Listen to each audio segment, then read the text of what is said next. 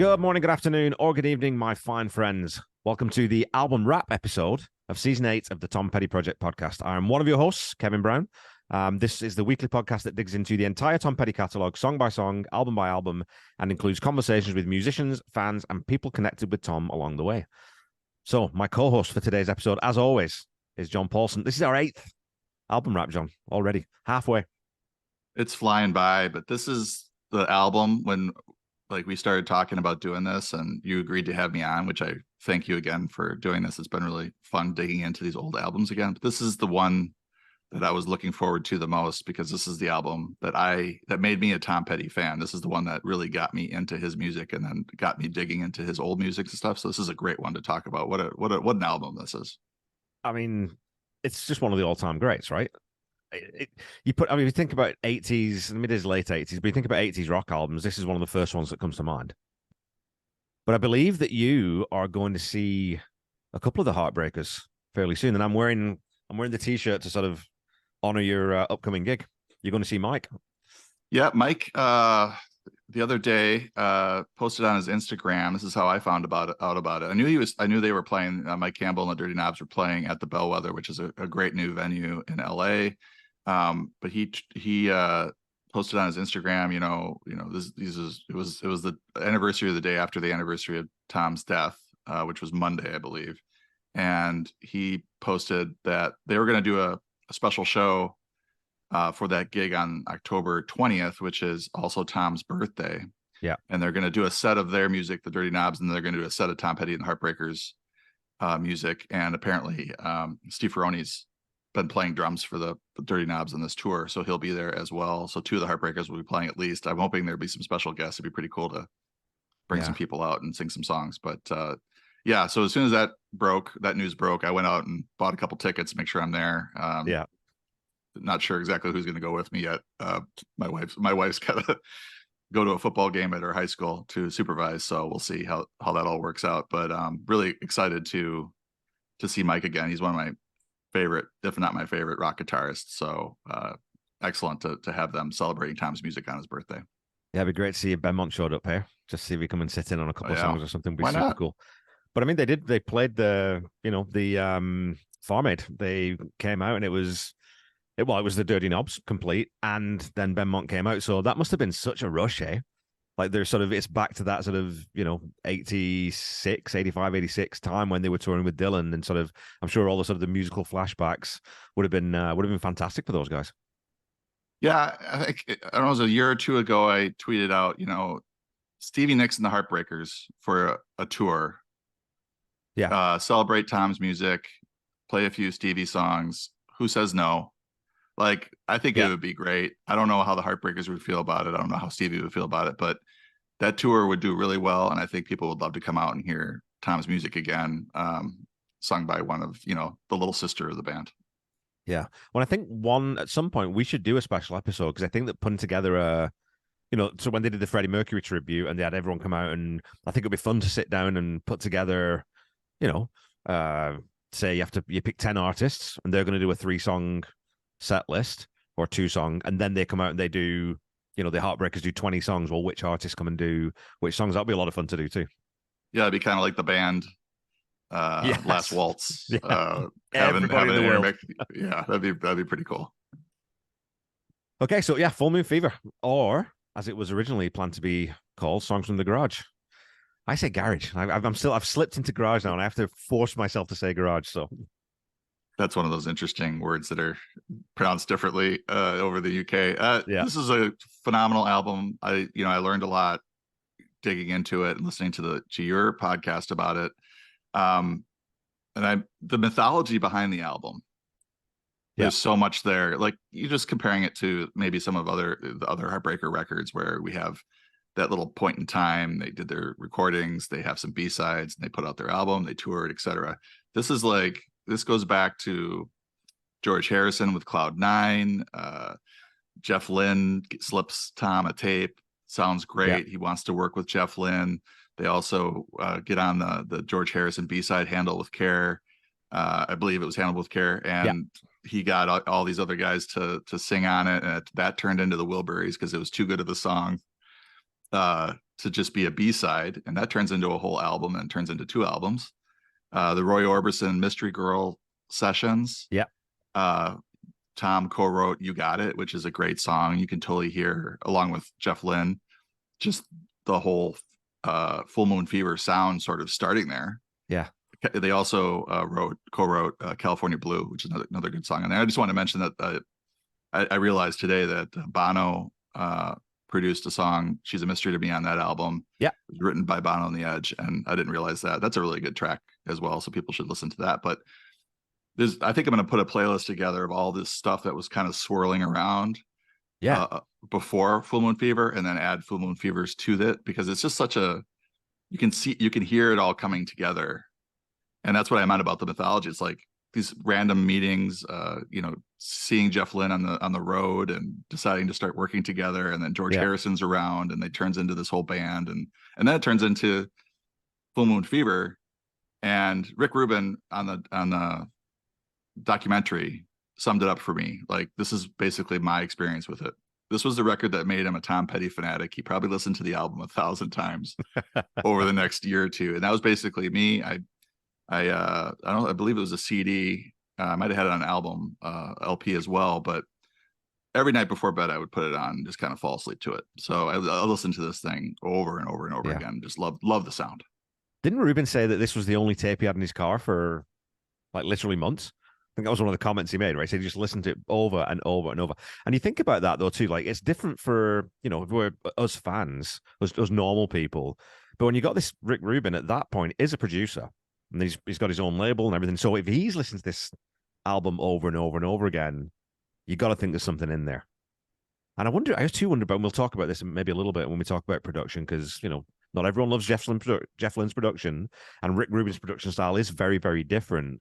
It'd be interesting to ask him what he thinks of the production style on this, because, we talked a little bit offline about Mary Jane's Last Dance, which I'm sure will come up at some point. If you think about if Mary Jane's Last Dance had this production aesthetic, it'd be a really different song. It could be. And one of the things that Tom said on the documentary that was interesting was that he said that Full Moon Fever didn't sound like anything that the Heartbreakers were doing. And the only thing I would say to that is Running Down a Dream sounds to me like a Heartbreakers song. So that's the one thing. But there is a Jeff Lynne element to that as well. Yeah. But I think that was a hard rocking. It could have been on a Heartbreakers record, in my opinion. But the rest of it, I mean, it's a lot of acoustic jangly acoustic guitars. The backing vocals with Jeff Lynne. Yeah. I mean, amazing sound that was pretty consistent throughout the entire album. I hear what you're saying. I mean, I think that Running Down a Dream sounds like a Heartbreakers song mainly because of that riff and because of that solo. And we're going to talk about that song, but otherwise, I don't think it does, because the production of it is so Full Moon Fever, Jeff Lynne. And do you think that Stan Lynch would have played that drum part? I don't. I think there would have been a lot more in that drum part. I think it would sound a lot. I mean, you get Benmont on the organ. You know what I mean? So I know exactly what you're saying, because it is a banger. It's not. Well, Jesus, it's Run Down a Dream. Come on. But I don't know. I don't know. I would say maybe I consider it a Heartbreakers record because I heard the Heartbreakers play it every time I went to see them play. Yeah. So maybe that was why. Okay, well let's get into some songs then. Sure. I think this is, even though we'll sort of talk about, and maybe we'll talk about how I rank the songs, and you can agree or disagree and tell me where I am wrong. I think it's even if not every song on an album is a 10 out of 10, this is a 10 out of 10 album because just everything about it works. We've resequenced it and we've nitpicked here and there because that's what we do in this podcast. But man, just as a piece of work, it stands up now as well as it did back then. When you listen through again and you start listening to these songs again, it's like, dear God, this is good. So Free Falling, we kick off side one with Free Falling. A song that was written, a lyric that was written at least, with Tom just messing around, trying to make Jeff Lynne laugh. And he came up with that little progression on that crappy little keyboard that Bugs had bought, his roadie, and he said, well, why the hell have you bought this thing? We're never going to use this. Well, Free Falling comes out of it. Incredible. Yeah, if you write one song with it, it's worth the price of the instrument, right? You hear the opening chords to this, and you're like, this is 1989 or 88 when this is recorded, and you're like, how did this chord progression last this long without being used on another song by another artist. I mean, we're talking about 30, 40 years of rock and roll at this point, and maybe one of the last, amazing chord progressions that was never used, to that point, like, one of the last original ones. Amazing anthem. One of my favorite, if not my favorite, Tom Petty song. Peaked at 7 on the Hot 100, #1 on the rock chart. I wanted to ask you, why did it only peak at 59 in the UK, Kevin? What is going on? They were like, the UK though was on Tom Petty and the Heartbreakers early. They broke there. Yeah. But then Free Fall, they don't like that at all. Is it Jeff Lynne? What's going on? I think, well, the UK loves Jeff Lynne, so it definitely can't be that. I think one thing is that Tom didn't really tour the UK a lot. So I don't think he was in the public consciousness that way. And you didn't hear a lot of Tom Petty on the radio. I mean, of course, this was on MTV, so that's where you heard it. But I don't remember this song being on the radio a ton. Maybe it's just a bit too American for English ears, because if 89, that's really kind of, you're in Stone Roses. It's just before grunge. It's that sort of British indie thing. This song's a long way away from that, right? So but I have no answer other than the fact that British people clearly have no musical taste. That's the only thing, the only defense I can offer.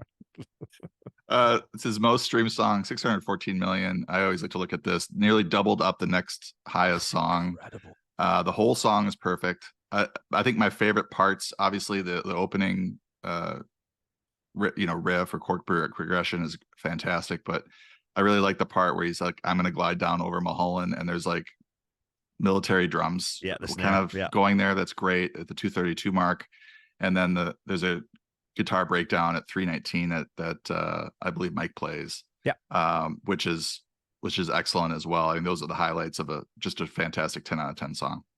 And we're going to talk about this lots on this album, right? The production on this, the way that Jeff Lynne's come in after Let Me Up, I've Had Enough, and sort of refocus Tom in terms of writing songs, because Jeff Lynne famously doesn't really, when he's recording an album, doesn't really care about the band. Says his focus is the song needs to be as perfect as we can make it, and which is why even a song that sounds as simple as Free Fallin', there's 3 guitar parts in it, and there's little changes that you don't necessarily quote unquote need in there, but they give the song such a richness. Like you said, that little snare thing in the middle, I don't know that anyone else would have put that in other than Jeff Lynne suggesting it and Phil Jones playing it.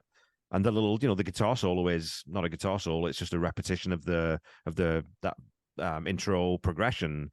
So again, it's so simple, but it's so densely sort of layered that you don't notice it. It's so clever. Yeah, when you're sitting there listening intently to the guitars, or like as you do for your podcast, you really notice a lot of extra stuff that you don't really listen to if you're just kind of listening to it casually, or the way I was listening to it at age 16 when it came out. So you'd said like it is one of, if not your favorite Petty song. I would say that I bet that's not necessarily the case for the hardcore fans, because the songs that you hear a lot, you tend not to listen to as much, if it's on your mixtape, whatever. But I think this is one of those that whenever Free Fallin' comes on, it would never enter my mind to go, I don't want to listen to this right now. Like if it comes on TV, or if I'm in a dentist office or something, it's always a welcome sound coming over the airwaves, because it's just perfect. Like I said, it's a perfect pop song. It brings up great feelings, great memories, and if it comes on the radio, you're just fortunate that you get to listen to perfection for a few minutes. Yeah. It's amazing. And all the vampires walking down Mulholland. I mean, what does that even mean? It's it's people who are zombies in the night, and they're kind of they're night owls and all this. So all the imagery of it too is, and again, so Californian, right? I mean, you live there. It and I've been there once, but it just encapsulates that whole vibe of summer, especially in LA and in California, I think, right? Yeah, and I think we probably should talk a minute about the video. It just occurred to me how ubiquitous it was, like, just to have this on MTV.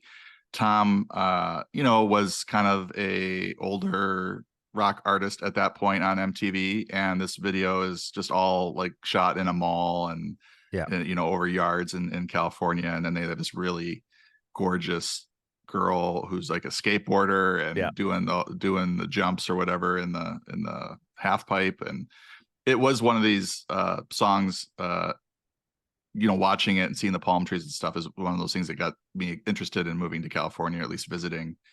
because it does look so great. And I think that maybe is one reason why it was such a huge hit in the United States, is that there is a subsection of the country which is just fascinated with California, wants to move to California, and sometimes can, sometimes can't. But yeah, you know, California really is kind of this quote unquote paradise, and for a lot of people, not everyone, in the United States. And certainly from a weather standpoint, palm trees, you know, pretty women type stuff.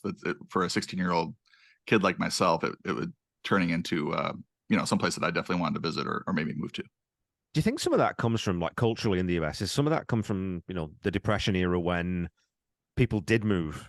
They did try to move west, and they did try to get out of the Dust Bowl and move out west. Do you think sort of that mystique or mythologized kind of part of it comes a little bit from that? It's just a hangover from that, maybe? Well, it's "Go West, young man" is a saying. Was a saying here. It was for a long time the place where you could go make a new life for yourself. And you know, the East was, and the Midwest were, you know, not full, but you know, there are a lot more people there. And just making the trek west was a big thing to do. But there was so much. There's the gold rush of California and all that. But then I think, you know, later on, it's really about the weather, Southern California, you know, maybe the glitz and the glamour. It's just, you know, one of these states. And I think that's what, you know, Tom really fell in love with the state, and that's why he moved out here and lived here. But I think this is like the first maybe overt, you know, love letter to the state of California for Tom. And, you know, certainly set me on my way to wishing I was out here.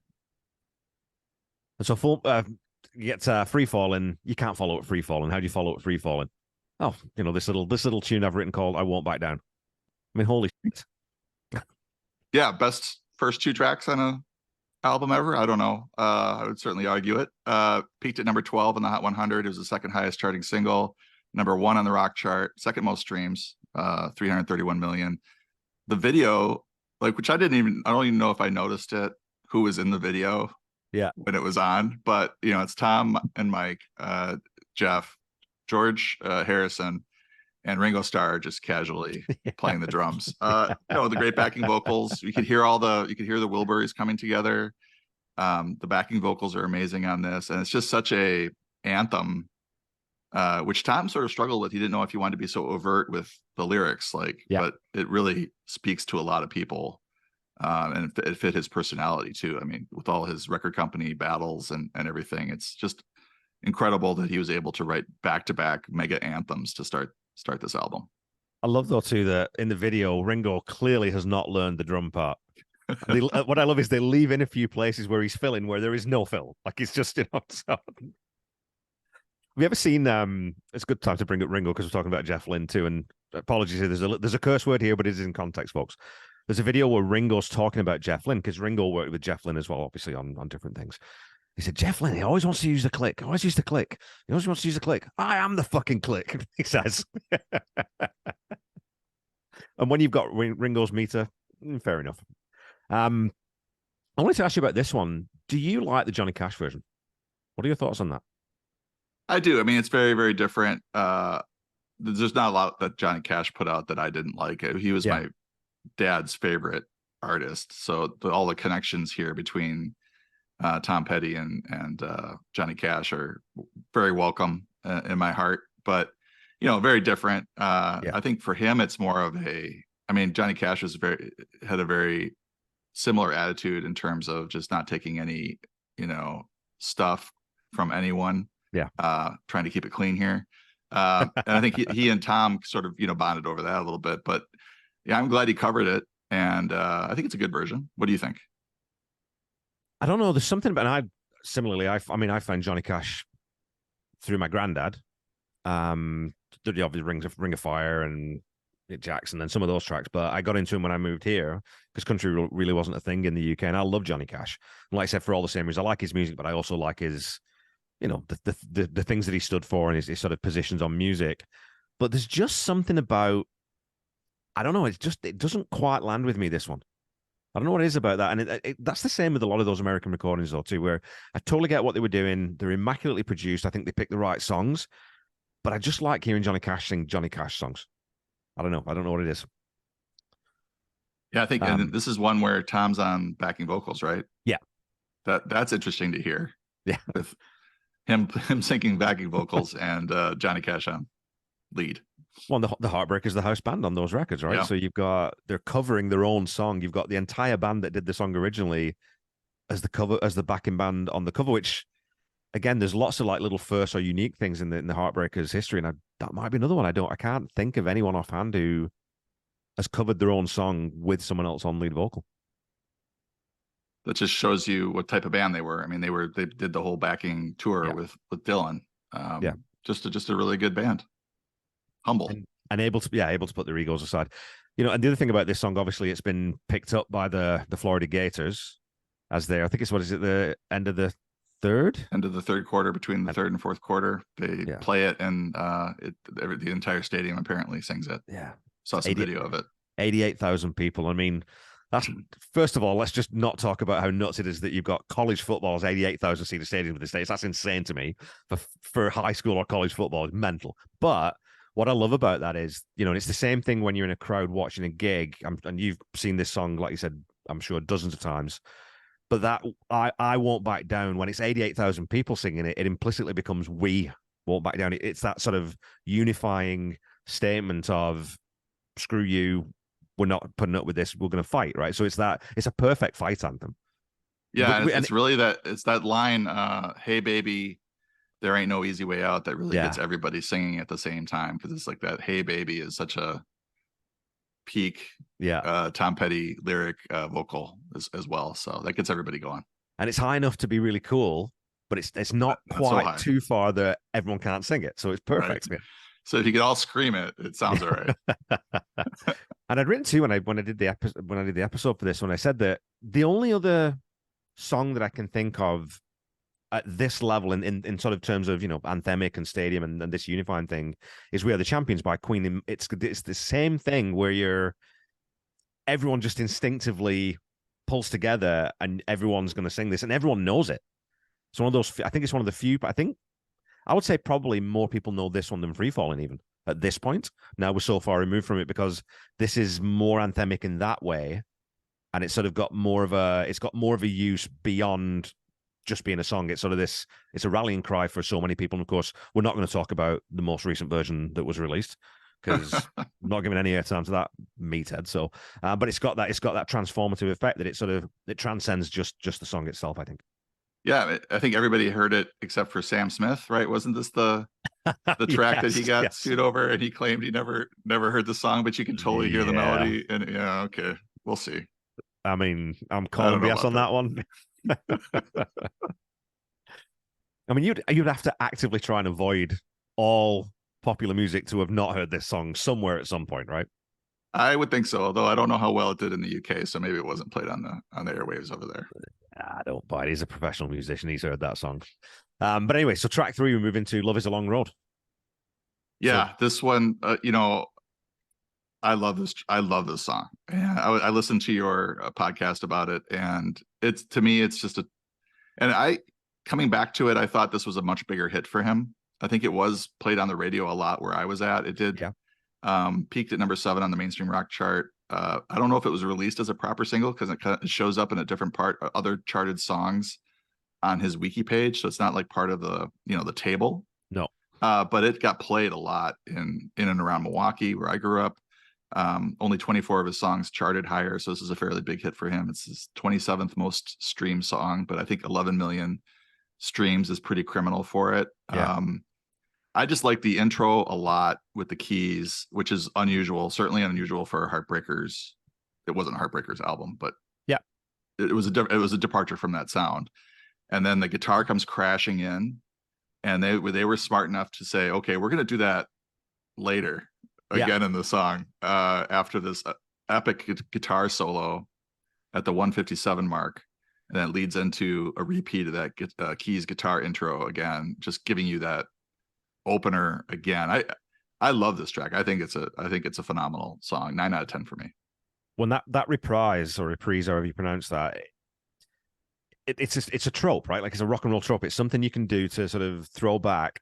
And that's one of the things about this song that I'd noted is there's quite a few rock tropes in this song, but they're not overdone, and they're so delicately balanced that they don't date it. It doesn't really, I mean, it feels like, okay, late 80s song, but the song quality is so high that, like I said, I think it's probably most of this album too. It stands up. And I'd written down too, like I'd literally written in the episode that I can't help wondering how this one would have done if they'd released it as a single. Because it did receive a significant amount of airplay, but maybe that's one of those things where it's, well, we can't release 6 songs off an album. It's like, you can. Maybe you don't want to, but you could have done. Yeah, I mean, and we'll talk about the next track, which to me is not as strong of a song, but I think Love Is a Long Road is one of his best. And for me, first 3 tracks of this, no errors at all with these 3. I mean, you start with Free Fallin', which is kind of an acoustic anthem ballad. Yeah. I Won't Back Down, again, maybe like a mid-tempo, but just a total anthem. And then you come in with a real hard rocker like Love Is a Long Road, which got, you mentioned the production of it. It stands up. It does sound a little 80s, but it doesn't sound so 80s like a lot of other music that came out, mid to late 80s. Well, if you think about You Got Lucky, right? That's the difference between You Got Lucky and this is just that selection of tone on the synth. And of course, that's just, there's technology and there's different sounds available, but it's just used a little bit better and it doesn't date it quite so much. Or Runaway Trains, right? It doesn't sound 80s in the same way that those two do. And it was played a lot live. Like it was played, 174 times live, but it wasn't sort of, only on the subsequent tour and then dropped after that. It was played 91, 95, or 90 through 95, 97 again, 2002, 2003, 2013. So it's a song that clearly Tom and the boys liked and had no problem going back to. Yeah, I heard it a few times live, and it just kind of brings up something that I thought of, is how the Heartbreakers at the start of this didn't like that Tom was making. This is his first solo record. Yeah. They didn't understand or, want him to be off making an album. They thought that they were making a Heartbreakers album, and they just kind of felt a little slighted by it. And they didn't like the music at the start. You could see it in the documentary when they're talking about it. But then it became such a huge part of Tom's legacy and the set list and all the concerts that they're all playing on it live and looking happy enough. With Love Is a Long Road, I think I don't know if it suffered from being on this album relative, because if you're putting together a set list, you're not going to put like 7 songs from one album most of the time on the set list, especially 15, 20 years later. So this one, You're So Bad, didn't always get played, and maybe they would have gotten played more frequently if they had not been, sharing time with I Won't Back Down and Free Fall and Running Down a Dream. Yeah, and we didn't talk too much about that, right? We didn't talk at the top about the band. I mean, I think Benmont in particular and Howie, and Stan, they were kind of opposed to this, and I can see that, right? Because I think they had started sessions, right? They'd started, thinking about the next album, and I think a couple of songs maybe came out of, or a couple of ideas came out, and I think that's where Waiting for Tonight comes from more so than, or I think that's where its origins were, I believe. It's a bit difficult to track that information down. But yeah, I mean, Jeff Lynne's come in and he doesn't do things the way that anyone else does. And Tom's got a new friend. It was like when Dave Stewart came in, I'm sure it was the same sort of, well, why are you writing with him? Why are you not writing with us? But I think, like we said, we talked about this on the last album wrap, coming off Let Me Up, I've Had Enough, which came off the back of Southern Accents, and everything just getting a bit frustrating and the process just wasn't good. And that clean break away for Tom just to work with someone else and get a new perspective on how to tackle a song and how to approach things, it definitely set him up for the rest for him and the Heartbreakers career moving forward. So I think, the good that came out of it was certainly way, way, way more than the bad. Yeah, I think there's certainly reason to be threatened, and they're sitting doing their whatever side projects expecting to make a Heartbreakers record, and he's off with the Wilburys, he's off with Roy Orbison on his solo record, and now making his own solo record with Jeff Lynne. It all paid off, I think, for the band. Like, they all benefited from the success of this album, but I don't think at that time they were into it. Yeah. And I think it was, a lot of it was the sound of it that didn't appeal to them, because, Tom saying that these don't sound like Heartbreakers songs. Yeah. And certainly you can make the case for that for a lot of them. So maybe they're not, they're just like, yeah, why are we not involved in this? Maybe just felt a little bit slighted, but he was, feeling the creative juices flowing. And I also think this is probably when, in the middle of Stan Lynch's slow departure from the band, it just 100%. Seemed like Tom and him were not getting along that great, and it was easy for him just to have Mike there and then with Jeff and then have a session drummer and just kind of go from there, as opposed to bringing in everybody but Stan, because that'd be, which happened later kind of, but he's the only Heartbreaker who doesn't appear on the record, right? So I think so that's, I think, is kind of where that was starting, and that, a little bit of fracture there within the original Heartbreakers.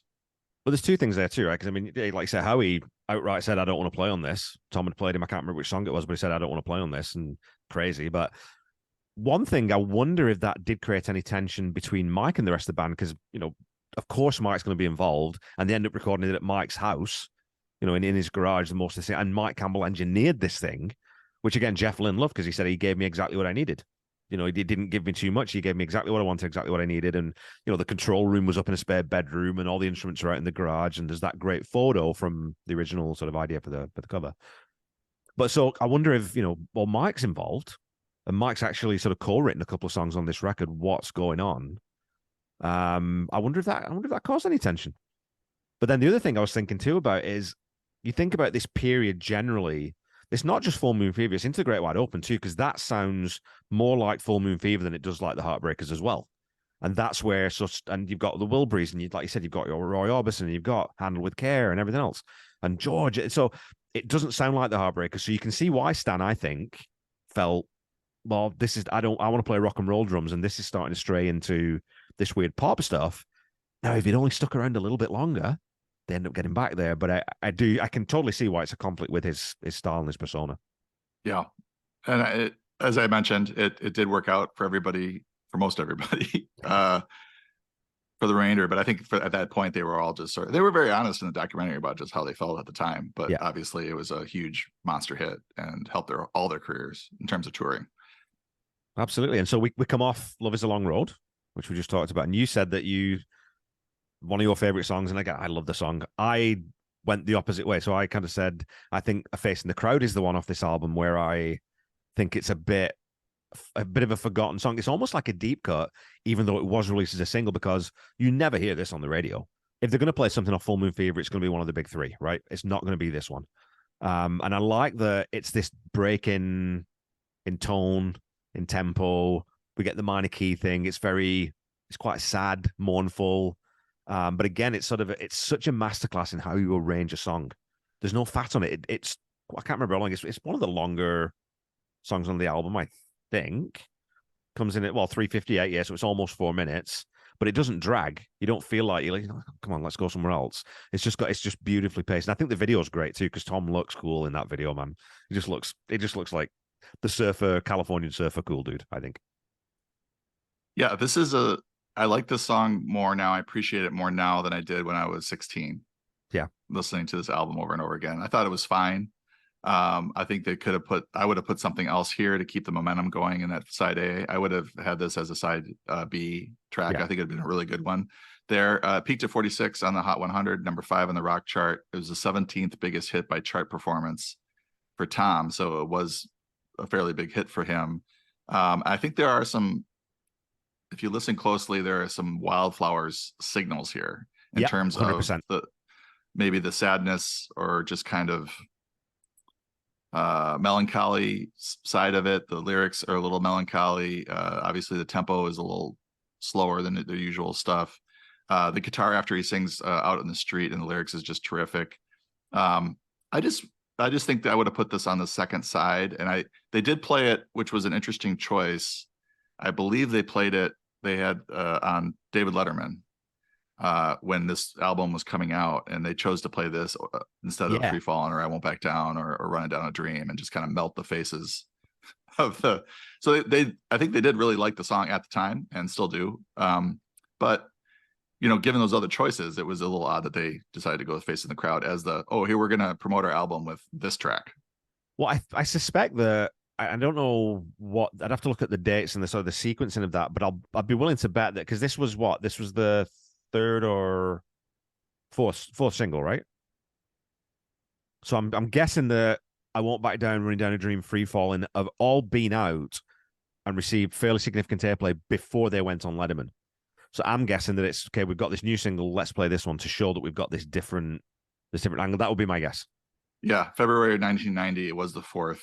So it'll be interesting to see the date on that appearance. We shall do some investigating and report back. Yes, folks. We will.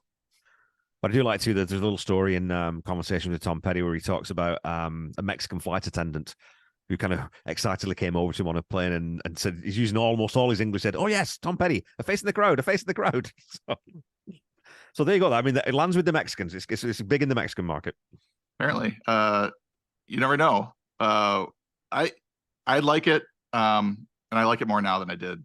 Yeah. Then I just think it's a little bit of and maybe you sometimes need this kind of downshifting in the middle of that first side. I'll tell you what I would have put there later on in our producer of the day.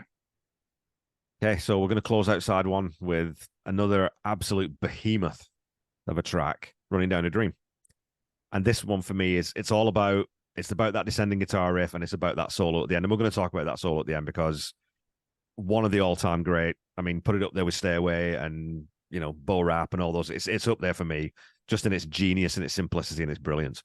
Thoughts on Running Down a Dream, John? Yeah, what a guitar riff, Mike. Yeah, Mike Campbell, fantastic live. This is the song that got us down in the front row of the 40th anniversary tour. My son, who was 9 at the time, was dancing in the aisle, and everybody around us thought he was the coolest person in the audience. And the security called us down and put us in the front row for the encore, which was really cool. And then he got a copy of the set list after the show, and he was a guitarist at the time and loved playing this little he loves playing that. Can play it a lot better now that he's 15. But what a memorable guitar on this, and it peaked at 23 on the Hot 100, number 1 on the rock chart.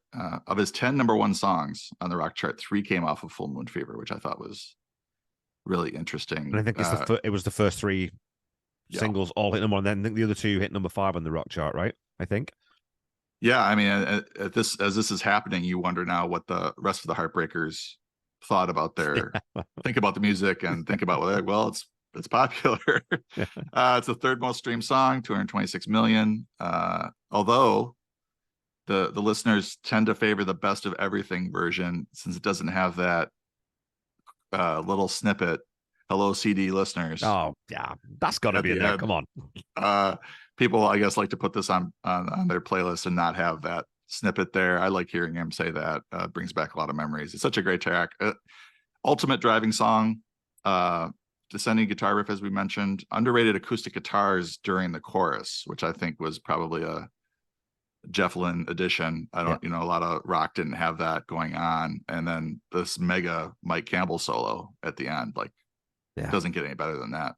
And the opening riff too, I love that was because everyone sort of said this is a very Mike Campbell-y song, but Tom said in conversation with Tom Petty that that's really what Mike had. He just had that little descending riff, and honestly, pretty much anyone can play that on guitar because it's an open E, so you're really just on the second string playing or on the top string playing 3 notes and then pulling off. Very, very simple. But Tom says that Mike had written that in a completely different time signature. It was sort of a syncopated, slower time signature. So Tom loved it. He said, so I was just sitting around playing with it and trying it in different ways. And then he played it one night for Jeff Lynne, and Jeff Lynne said, oh, that's good. That might be one of those last riffs left. So again, it's that thing of you just need someone else's ear sometimes to say you should definitely do something with that, right? Yeah, and Tom and Mike, another example of how well they work together. And for Mike, it's lack of ego.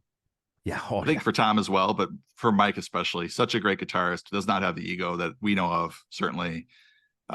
Just seems humble, and loved working with Tom, and they work so well together, I think partly for that reason.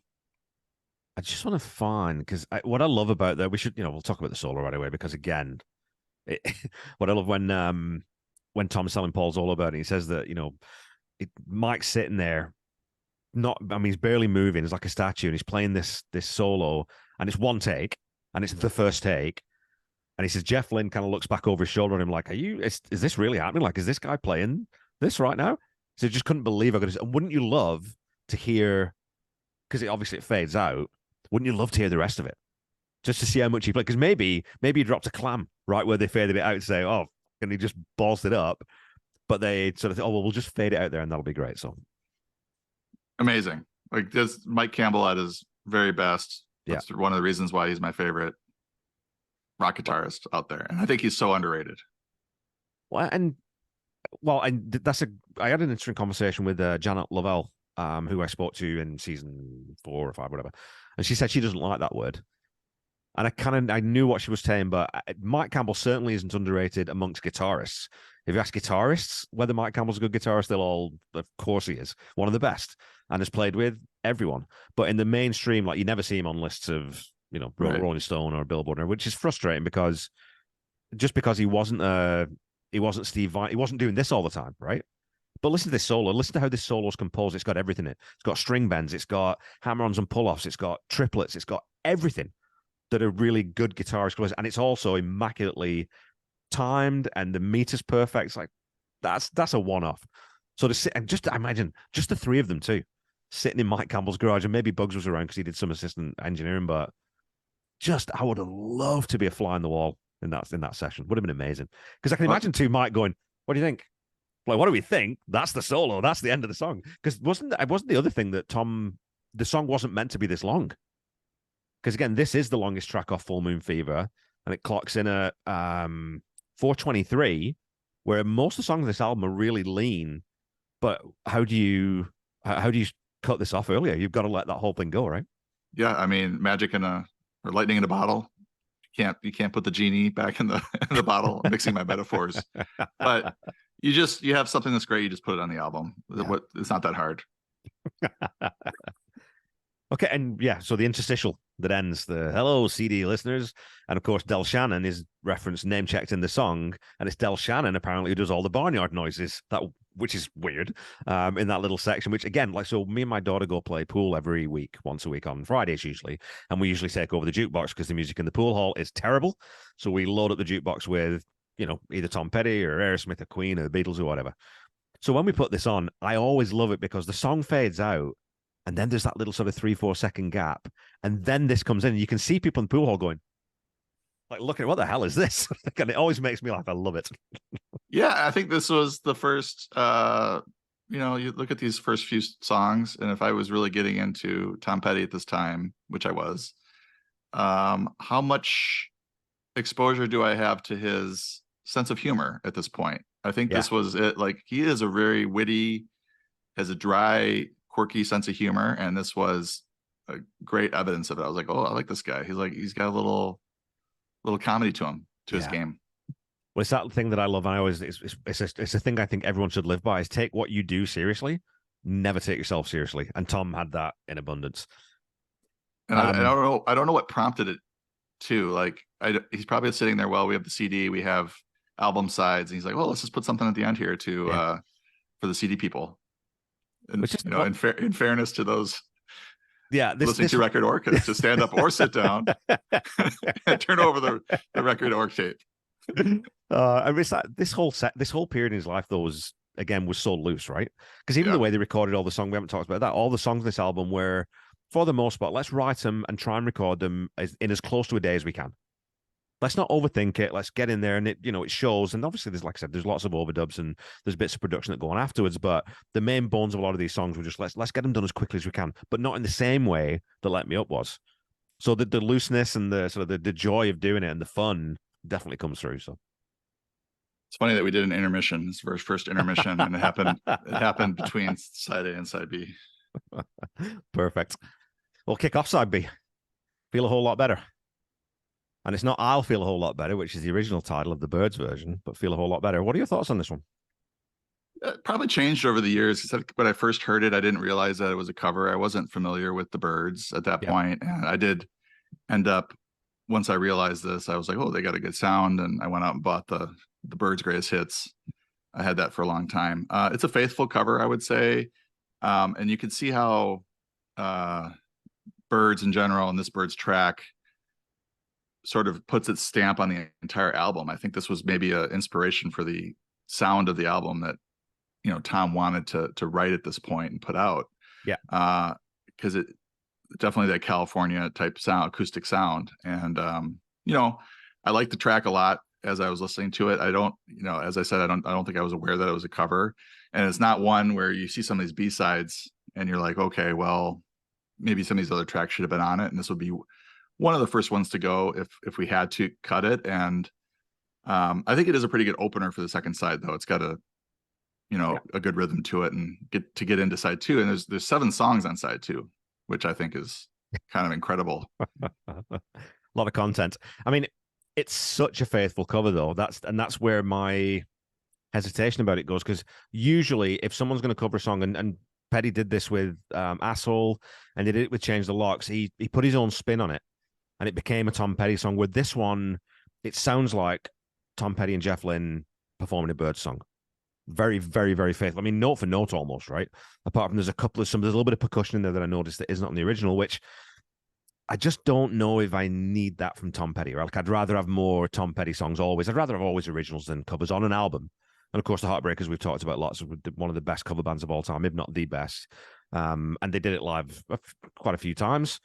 But on the album, you know. But then again, I did rate it as a 7, because how do you fault this song? It's a bloody brilliant cover. The playing on it's superb. The production on it's great. Tom sounds good singing it. The harmonies are great. But I just, if I'm going to pick, like you said, if I'm going to drop a song from this album, this might be one of the ones that I drop. And it makes you wonder if this was one of the tracks that sort of came out of the notion that they needed to fill out the album, and that, you know, they only had 7 or 8 songs and needed to get some more, you know, just to sort of have a full LP. Because it does sort of feel like maybe, oh, okay, we'll do a Birds cover, and, you know, this one sounds good, and we'll just put it on there, because it does fit acoustically and just sonically with the rest of the album in terms of the sound. I mean, you could totally see how it might be, you know, part of the inspiration for the album. Well, I think that's what Tom said, right? They had 9, or like you said, 8 or 9 songs, and the record company said, no, you need more. And I would be willing to bet a whole month's wages that had the record company not come back and said that, or if they had finished some of the other songs, that this probably wouldn't have even been considered. But I think the other thing maybe is that because the Full Moon Fever sessions were interrupted by the Wilburys sessions, while you've got Jeff and they're doing a lot of those 5-part harmonies and vocals and things. So I think that maybe this is a song that, you know, the Wilburys were just jamming around, and Tom and Jeff thought, well, there we go. That one's pretty much built to go. We know we can do it, and we can probably do it really quickly. So let's just do it, and we'll put it on. We'll leave it there, and if we don't come up with anything else, then we've got a safety in the bank, right? And it ends up on the album. But like I said, it is a good side 2 opener. Yeah, solid track. Fits. You know, the next track, You're So Bad, if you don't mind moving on, did not chart in the top 100 Hot 100. Number 5 on the rock chart. To me, this is pretty clearly the 4th or 5th best song on the album. Okay. So I would move this to side A in place of A Face in the Crowd, and I think it would have done better as a single if it'd be, you know, if it would have been released a little bit earlier in the single cycle. It was after Face in the Crowd as the 5th single, last single off the album. So such great lyrics. Here's more sense of, you know, big sense of humor. Yeah. Tom's sense of humor, you know, coming out in a big way is what I mean to say. And I just love the catchy, but not me, baby. I've got you to save me, right into the chorus of You're So Bad, best thing I ever had in a world, God, man, you're so bad. And the just spelling your Y-E-R. Yeah. You know, and the drums coming up and the little breakdown towards the end as the chorus repeats. And I think and maybe you can defend yourself here. You brought up the feel a whole lot better score, which was a 7 out of 10. Okay. Which is fine. No problem with that score. But how do you give this an 8? It's only 1 point better than feel a whole lot better. No, this to me is a 9, easy 9, easiest 9 I could possibly give. You know what? I don't really have a defense for that, John. I can't tell you why I only gave it an 8. I'm not sure. I got nothing. I don't know. I'd have to go back and read what I wrote and try and make some sort of sense of, because if I'm only 1 point better. No, it's not. It's a much, much better song. Yeah, no. You got me bang twice. We'll add it to the redemption episode that we're going to record. So yeah. I love to nitpick your scores. I just do it once or twice an album wrap episode. But that was one I was like, oh, you gave us an 8? Like, this is easy 9. Yeah, I don't easy know peasy. Why. Well, it's got that turn of phrase that Tom Petty had that very few other people, like, Dylan definitely has it, but there's very few other people who would have come up with "My sister's ex-husband can't get no loving, walks around dog-faced and hurt."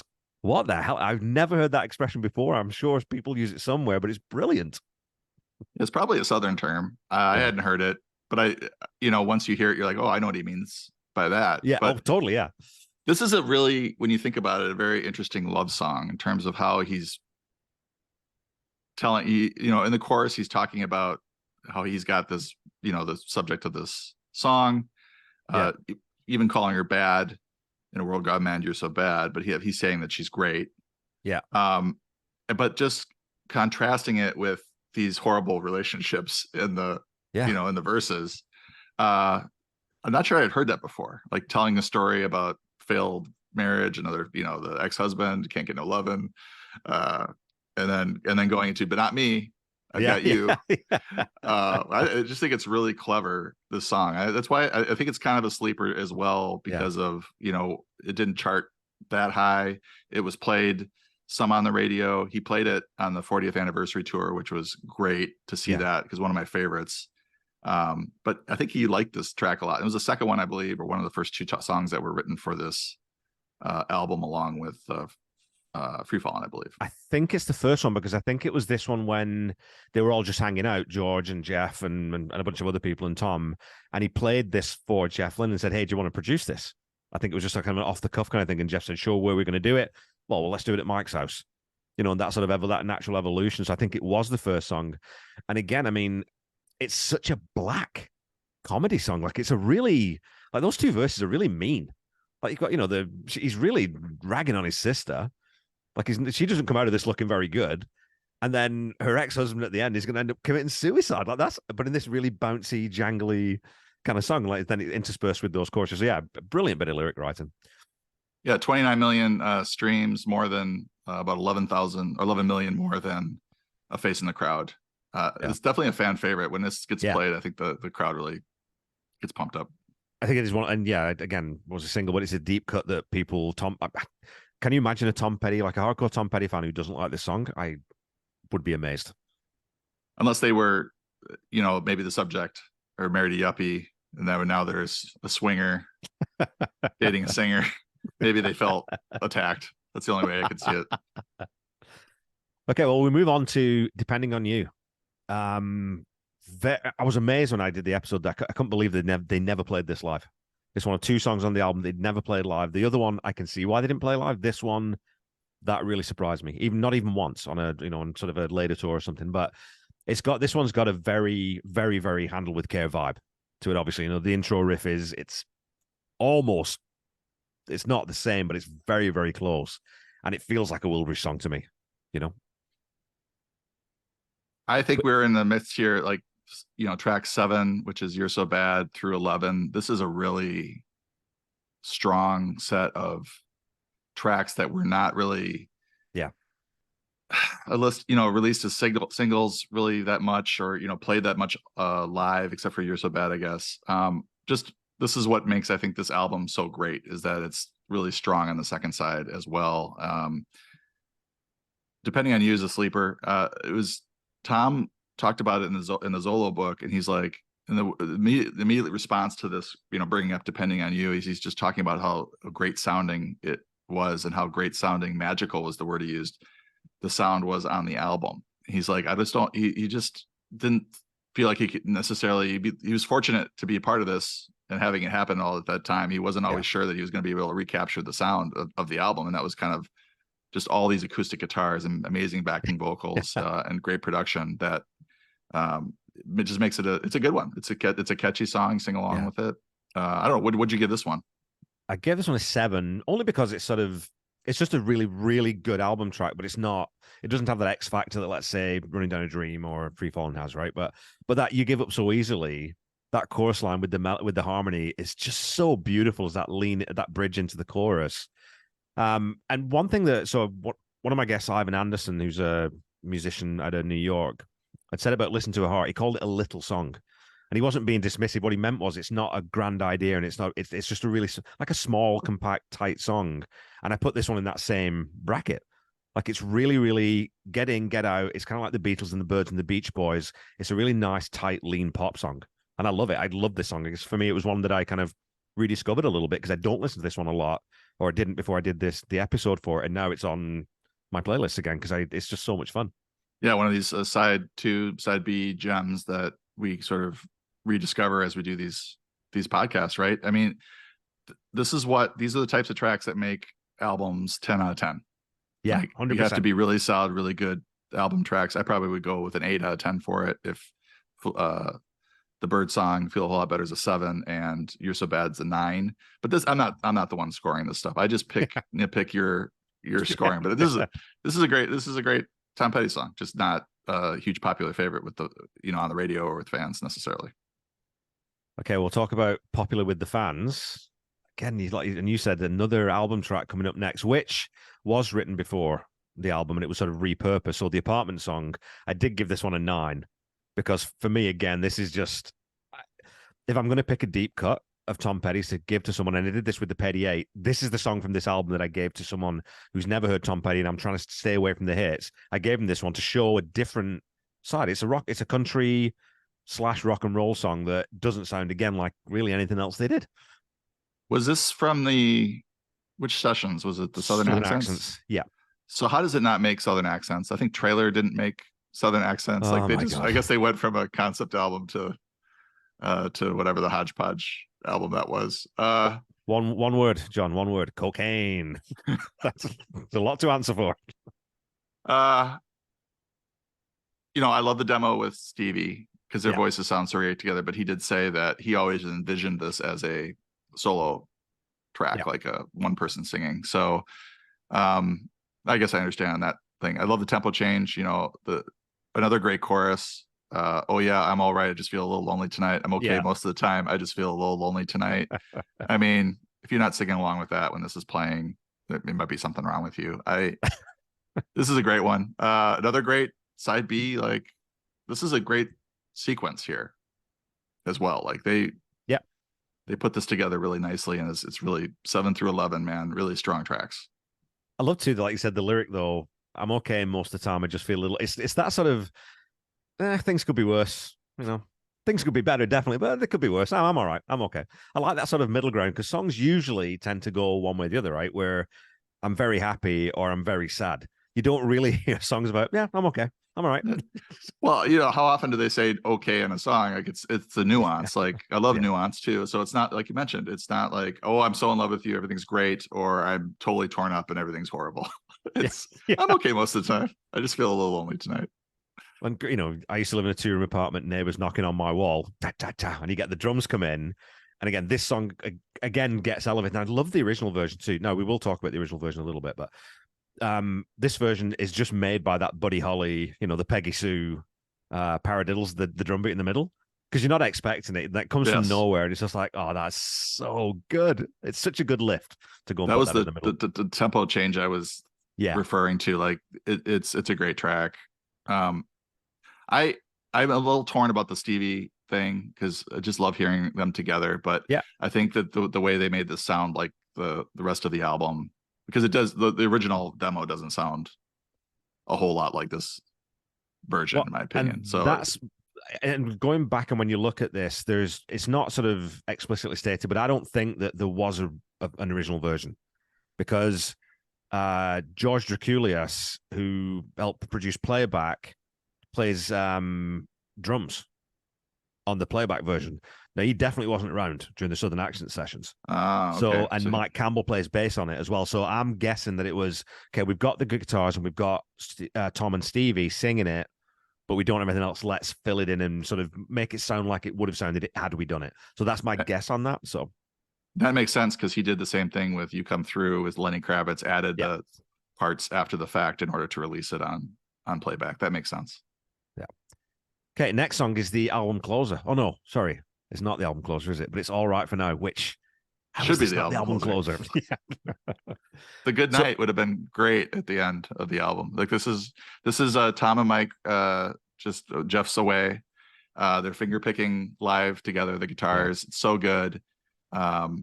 It might have been a little bit of blessing in disguise that Jeff wasn't around, because he might have added some stuff to this one, but it needs to be just a stripped down ballad.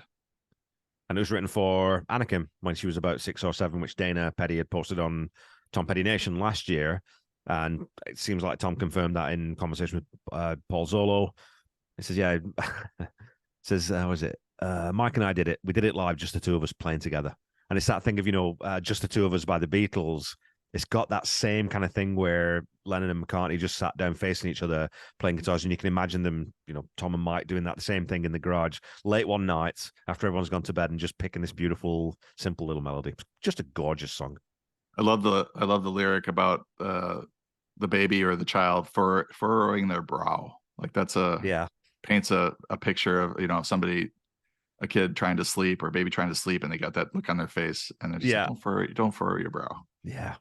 Well, it's that thing, like anyone who is a father, you know exactly what this song is.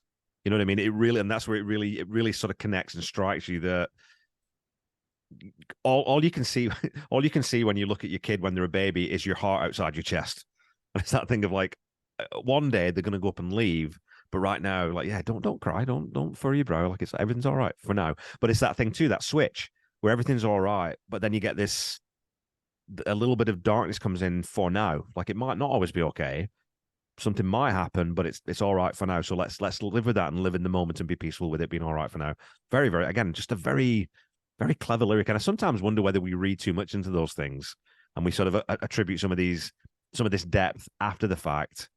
But Tom was so good at it that you think, well, I don't know, he's consistent with that, so I'm pretty sure he meant it. So yeah, this is another one where they're not so high or so low. Everything's all right for now. It's like this middle of the road type. We're getting through it, and I do know that they closed at least one concert with it, and maybe more. I didn't do a lot of research, but I know there's a live version of it where he's saying, "Thank you so much. I just want to."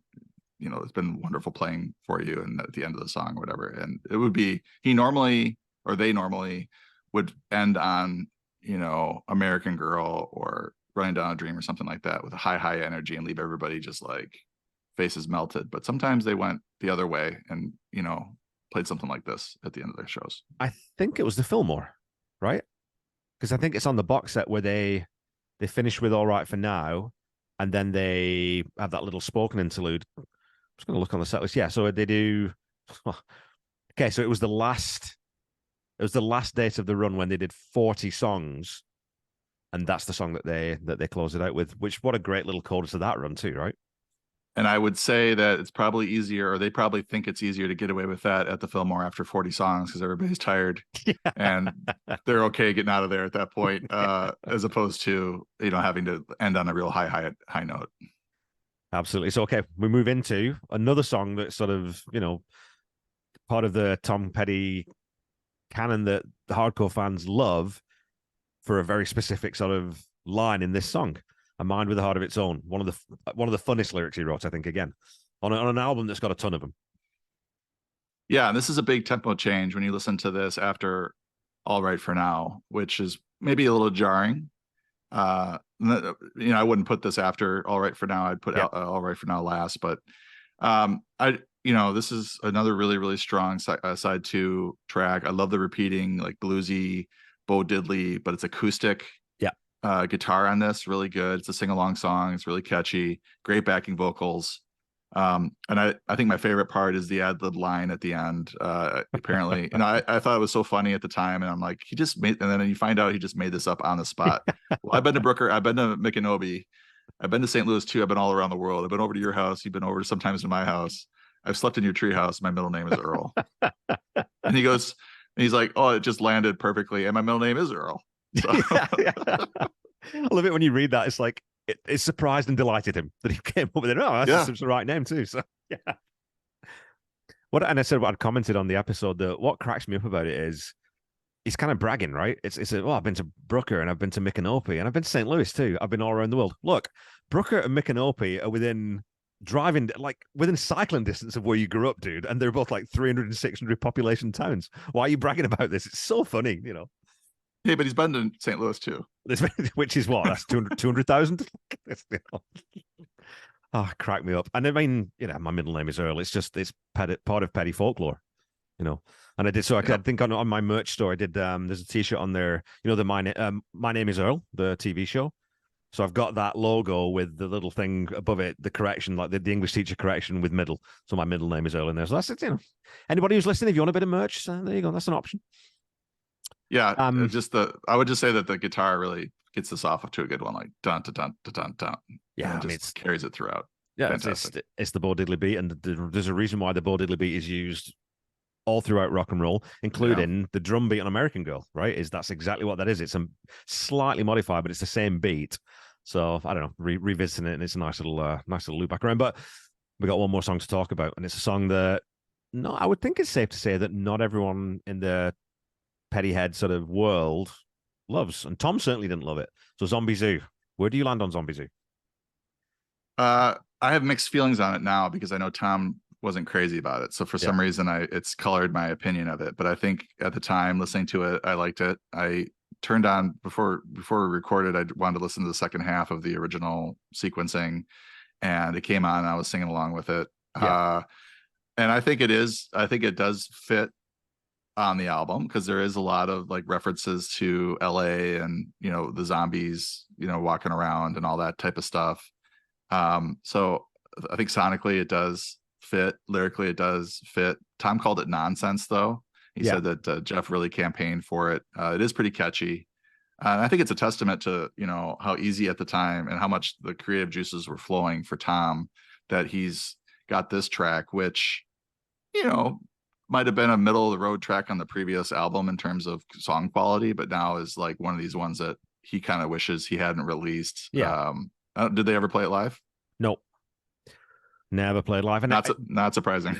So I wanted to talk to you about this and see what you think, because I'd written on when I did the episode, I'd said that there's something about this one that it's the only one on the album that, if I was going to say the one that doesn't fit for a reason, and a very specific reason, this is it. It's because this sounds a bit more like a Jeff Lynne song than a Tom Petty song to me. It's where that sort of that balance just tips that way, because everything else on the album is tips Tom Petty way, but sounds a bit like Jeff Lynne. Where this one sounds more like, if you listen to ELO at all, this sounds more like something Jeff Lynne would do than Tom Petty would do. So that's my only my main critique of it. And other than that, yeah, it's a fun, bouncy throwaway song that you can hum, but structurally, it's just a bit. I just find this one a wee bit average. Interestingly, from a streaming standpoint, it has 6.8 million streams, which is more than A Mind with a Heart of Its Own, more than All Right for Now, more than Depending on You, and more than Feel a Whole Lot Better. So from a fan standpoint or from a listening standpoint, they put it considerably higher than maybe we would. Here's my theory on that. I have a theory. I always got theories, right? Good. I think that if you're not a huge Tom Petty fan, and you got to find Free Falling, you're on Spotify. I think I will go and scroll through, and you look at the album. If you're scrolling through and you don't know any of these songs, the title Zombie Zoo is going to make you think, oh, maybe that's weird. That might be fun. I'll put that on. That's my theory on that. So it's not necessarily that people love it. It's just people think, what the hell is this? So, yeah, usually the people put on the first song, and then if they're just album tracks, like the streams just kind of decline as the album goes on. So it's interesting to see it at number 12 with that many streams compared to all these other tracks we've been talking about. Okay, we've got some outtakes from this session too, though. We do. I went through them. We're going to get into this again with our producer for the day. I think they're both solid album tracks, but I don't think there's I don't think there is a standard. I don't think either of them are stronger than, let's say, Depending on You, Department Song, or A Mind with a Heart of Its Own. So when I get into my producer for the day, and I kind of did a bit of a curveball on you on this one, I want to talk about that a little bit. But Waiting for Tonight. So it's a minor key tone, and it's got a very famous girl band at the time on backing vocals, the Bangles. The Bangles. Cool. I think this is a really strong song, and it did well commercially. It peaked at 6 in mainstream rock chart, with number 1 in adult alternative airplay when it was released after the fact. And the genesis for the song, I think we were discussing it, alluded to it earlier. We're not exactly sure, where it came from. It was the same session as Travelin', or it looked like the same credits.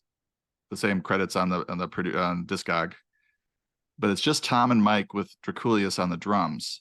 And I think maybe this is another situation where Draculius added the drums after the fact, perhaps. Right, maybe, yeah. For playback. And then the Bangles on backup vocals. So it wasn't the Heartbreakers playing. They have no credits on this, as far as I can tell. So I do consider it a Full Moon Fever session track, and I think it's, you know, better than, to me, the Byrds cover. It's better to me than Zombie Zoo for sure. So I would certainly add it. Okay. But yeah, that's interesting, because when you do look at playback at the liner notes from Nobody's Children, so Traveling's a 1988 outtake from an aborted Heartbreakers album is how that's listed, right? And then Waiting for Tonight is from 1988 session. So again, I'm thinking that it could have been, you know, Mike and Tom, or always Tom solo credits, but it could have been from those same sessions where it was, maybe this was one that was intended for the Heartbreakers. And I don't know how the Bangles came to be involved in it. I'm not sure. Do you know? You ever come across anything and Tom talking about how they came in? I have no idea. He just said that they came in, they were all talking at once.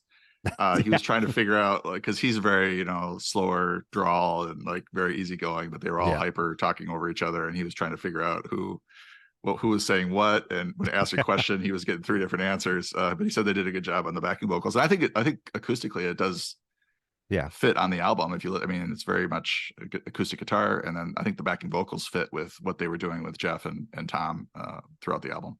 Do you think, like, if you think about, if you were going to put, because you'd put it on side B, you wouldn't be putting this one on side A, right? But if you've got, because I think later on we talk about, if you moved a Facing the Crowd on there, do you need another minor key song? That's my only, and like, we'll get into this more in our Producer for the Day thing, but that's where I sort of think, I don't know if it does exactly fit. But again, the Bangles backing vocals are fantastic, because those girls can sing, man. Their debut album, I don't know if you ever listened to that album, it's fantastic. That's a great record. And I'll tell you this, you know, I'm a 50-year-old man now, but when I was an 18-year-old boy, Susanna Hoffs, my Lord, I would have done anything for that woman. Don't Treat Me Like a Stranger. B-side to I Won't Back Down. It looks like only Tom and Mike of the Heartbreakers played on this one as well. Jeff Lynne produced it, so this was definitely part of this Full Moon Fever sessions. I do think the jangly acoustic guitars fit well again. I don't think this is a fantastic must-have song. I think Waiting for Tonight's better. But I think Don't Treat Me Like a Stranger is pretty good, and I think I would add it if we're adding a couple and taking away a couple. I think it's, you know, the last one that would make the cut for me. I do like it. It was nice to hear it sort of after the fact, because it's any of these Full Moon Fever sort of B-sides, it's great to hear because the sound's so good and the writing's so good. But again, and it is, to me, it is a B-side. And I think that, but I also think that Zombie Zoo is probably a B-side. So again, let's get straight into it then. Let's go into, because I mean, I don't know, you're not considering Traveling as one of the Full Moon Fever session outtakes. Yeah, right? Traveling, I didn't. It's a Heartbreakers played on that one. He said in the book it was the only Heartbreakers track during these sessions. And then there was also Down the Line, which has horns in it, and I believe it's from the same era, and I don't know what it was meant for, but it was a B-side for some of these. Yeah, I think it was actually multiple. It was B-side for multiple different versions, international versions of different singles. But I didn't include it because I just don't think it fits. Okay, yeah. So those are the other two. So let's talk about which you sent me a couple of sequences. Which one did you decide to pick? I went with my abbreviated one. Okay. Just to provide a little bit of contrast to what you did, because I think it'll make the conversation a little bit more interesting. So what I did was I'll run through very quickly my complete one that I sent you. So I'd gone with I left side one as is. Free Falling, Won't Back Down, Love Is a Long Road, Facing the Crowd, Running Down a Dream. That was my side A. My side A, at B, I went with A Mind with a Heart of Its Own, because I think that's another very good side opener. Waiting for Tonight, You're So Bad, The Apartment Song, Don't Treat Me Like a Stranger, Depending on You, All Right for Now. But I want to throw this at the listeners. If you think about this, if you go side one, Free Falling, I Won't Back Down, Love Is a Long Road, The Apartment Song, Running Down a Dream, then side two, A Facing the Crowd, A Mind with a Heart of Its Own, You're So Bad, Depending on You, All Right for Now. That is a tight album. I'm looking at it now. This is the abridged version. Yeah, so there's trimmed to 10 songs. There is no, and it's a short album. It's 33 minutes, so it's more like, the first couple of albums. It's tight, man. There's no fat on that record at all. And are you opening side 2 with Facing the Crowd? Yeah. I don't mind putting that. I was toying with either that or A Mind with a Heart of Its Own because I did that on my full version. But I kind of like the idea of opening with a slower song and it being sort of, because you get a bit of respite then from Running Down a Dream has just melted your face.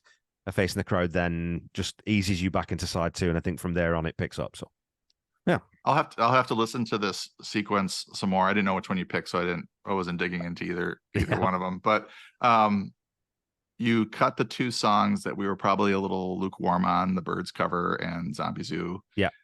So as you mentioned, no fat whatsoever. I do love the All Right for Now as the album closer. I think You're So Bad is just getting buried, and I would prefer that to be maybe where Apartment Song is, but Apartment Song is a great song as well. I think you favor Apartment Song over You're So Bad, so it makes sense that you perhaps did that. But yeah, I don't know if I do, and like I said, I think I rated You're So Bad too low, and I think those 2 songs would be completely interchangeable.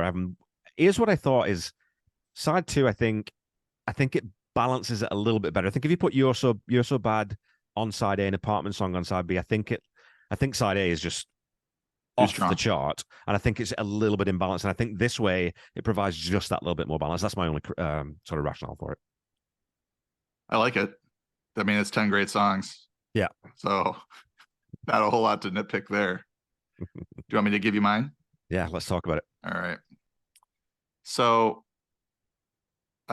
just a little bit of backstory. I had Mary Jane's Last Dance on this, and we needed to talk about that. So there was a track called Indiana Girl that was worked on during these sessions, but we don't know if it was necessarily worked on during the Heartbreakers portion, or we don't know if it was worked on during the Jeff Lynne sessions or whatnot. But yes, the Heartbreakers ended up coming together, finishing that for the greatest hits.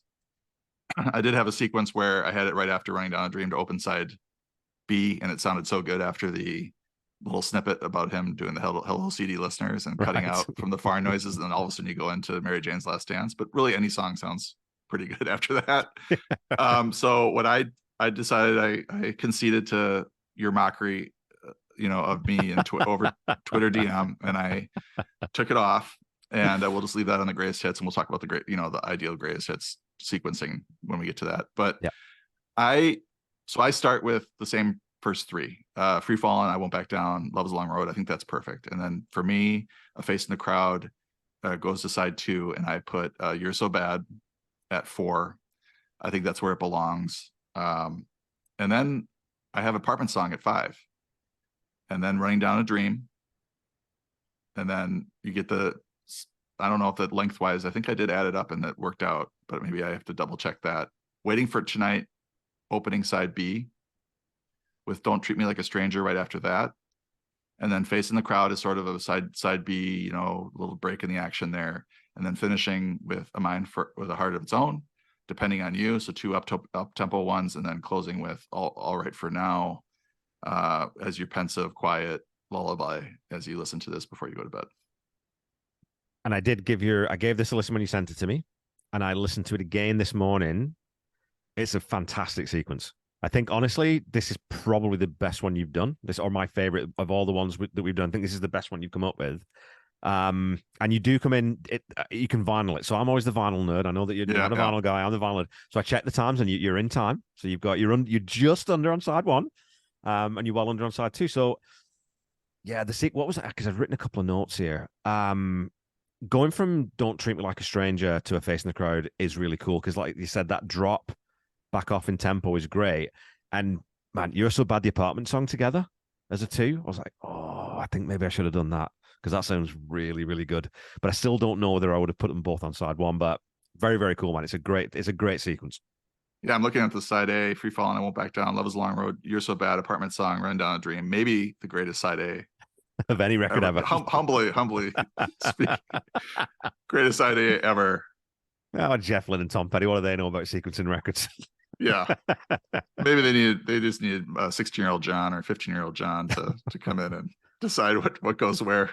Yeah, and we're gonna share these with everyone so you can have a listen. Going back, I think I'd pick my abbreviated playlist and your more comprehensive, fuller one. And I don't feel bad about taking off the 2 songs we did now. Feel a whole lot better, like I said, I think would have been a brilliant B-side. Because you've got it there. Yeah. Put that as a B-side because it would be such a wonderful, oh man, cool, they did a bird song. And then Zombie Zoo, I think, would be one of those weird, it's like, Heartbreakers Beach Party or one of those tracks where you think, oh, that's a fun bit of silliness, but I don't necessarily need it on the album. So fantastic track listing, dude. Hats off to you. You are the king of playlists after all. Well, I'm going to listen to your version. I think it's going to be a nice 10 song, really nice 10 song. It's so quick. Yeah. Get in, get out. Leave them wanting more, right? Yeah. But that's what this album does though too, right? And we talk about that because this album's, like you said, it's 12 songs, but it clocks in at just under 40 minutes. Right. So there's a lot of different ideas going on here. And again, I just love that. It's the Jeff Lynne thing. Let's make this as concise and as tight as possible. Let's not waste any space. Write for the song. Don't put a guitar solo in where you don't need one, unless Mike Campbell just writes one of the best guitar solos of all time. Then we'll leave that one in. But it's just such a fantastic album. And one that, again, I think it's one that when I got back into Petty and started really listening to him, it's one that I think I almost put it to one side and thought, well, I don't need to listen to that one really because I know that one. I need to listen to Let Me Up, I've Had Enough. I need to listen to, You're Gonna Get It. I need to listen to the Echo. I need to listen to these albums more that I don't know. So getting back into this one, listen to it again, when you come back to it, it's like, dear God, this is just, how do you improve it? Really? I mean, apart from, we've got our preferences, but to improve this as an album is damn near impossible. Yeah, I mean, I think my first inclination, and I was going to ask you how you first heard Full Moon Fever and where it stood within your sequencing of how you got into Petty. But when we first were talking about doing a producer for a day, I was like, oh, I can't change this. This is perfection. But then I was like, I totally understand like all the OGs that are out there that are upset with us. I don't know if I'm just making that up, but people are like, "What? Just leave the albums alone." They're fine the way they were. I'm like, okay, well, I'll do it. If I'm going to cut up, Damn the Torpedoes or Hard Promises or whatever, I'm going to have to do it for Full Moon Fever as well. See if I can improve upon it. But where was Full Moon Fever in your, like you said, you already knew the album. So how much did you know about Tom Petty prior to hearing Full Moon Fever? Nothing at all. I thought, in my mind, this was Tom Petty, right? Like the free falling guy. And I remember because when I was in the military, I joined the military at 16 years old. And when we go on our little breaks to the sort of the cafeteria thing, MTV was always on. This was always, Free Falling was always playing. And I think probably Running Down a Dream, I think I'd heard as well. So I went to the store that we had on the base. And I remember buying the cassette. So I definitely had Full Moon Fever on cassette. So, and I wouldn't, as we both know, growing up, you didn't have unlimited money and we didn't have streaming. So if you only had 50 tapes, that's what you tended to listen to mostly, right? So I listened to this album a lot. And I don't know, I probably listened to side 1 much more than side 2, if I'm honest, because back then, I wasn't a deep Tom Petty fan. So this is, I think, where he sort of really kind of entered my consciousness. And then again, like I said, the Wilburys was most likely my very first entry point because my dad was a huge Harrison fan. I was a huge Beatles fan, and dad had sort of said, well, listen to this. So I think that's when I first heard Tom's voice, but didn't associate it with him. So Full Moon Fever it's the first album that I heard of Tom Petty, for sure. Interesting, because it wasn't my entry point. I knew about Refugee and American Girl and Breakdown stuff. I had to pack up the Plantation live disc, I think, before Full Moon Fever, but I'm not sure. Yeah. But just because it had a lot of the greatest hits on it and stuff that I was hearing on the radio at the time. But Full Moon Fever made me a diehard fan. But it's interesting you said that about Harrison, because I think there was a bit where he was like, I didn't really write with McCartney and Lennon, or he referred to them as my old band. But he really loved sitting and writing with Tom and Jeff and Roy Orbison and Bob Dylan, for those records, and where they're actually sitting around and face to face, like working on stuff, where he really didn't get to do that a whole lot with McCartney and Lennon. Well, and even I was looking, I can't remember which, again, I think it was Zombie Zoo actually, where Olivia Harrison had said that even though George would never admit it, I think he really missed the band dynamic. I think that's one of the things that really drew him to working with Tom and Jeff and Bob and Roy is that idea where you've got a band again, because George famously, after an initial tour for his first album and the concert with Bangladesh, he never really played live. He just didn't play live gigs because he didn't like the hassle of it, and he didn't really have a band. So he did his solo records and he brought other people in to collaborate with, but he wasn't out playing. So, of course, when you do get to be able to sit down with, and especially you know, again, he was in a band with two other pretty phenomenal songwriters.